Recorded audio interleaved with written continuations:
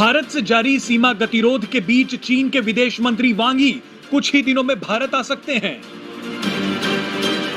गलवान हिंसा के बाद चीन की तरफ से यह पहली हाई प्रोफाइल यात्रा होगी। आपको याद होगा कि चीन कई चुका है। अब माना जा रहा है कि सुलझाने के लिए चीन के विदेश मंत्री भारत आ रहे हैं। आपको बता दें कि चीन के विदेश मंत्री वांग यी 2 बार ऐसे बयान दे चुके हैं जिनसे यह साबित होता है कि चीन ज्यादा समय तक भारत से बैर रखना नहीं चाहता। आपको याद होगा कि चीन के विदेश मंत्री ने कुछ समय पहले कहा था कि अगर भारत चाहे तो हिमालय भी हमारी दोस्ती को नहीं रोक सकता।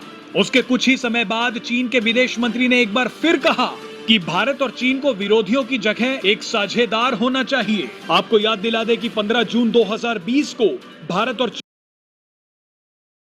इस हिंसक झड़प में कई चीनी सैनिक हो गई थी। अब इन्हीं सब विवादों के बीच चीनी विदेश मंत्री का ये दौरा बेहद अहम है।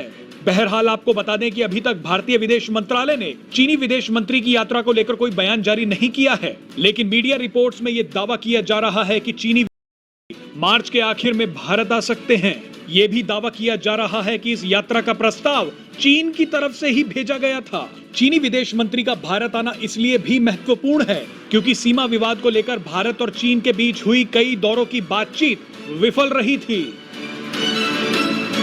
आपको बता दें कि चीन का इस तरह से भारत की तरफ झुकना यह दिखाता है कि वो भारत की बढ़ती ताकत से कितना डरा हुआ है। भारत लगातार अपनी सीमाओं को मजबूत करता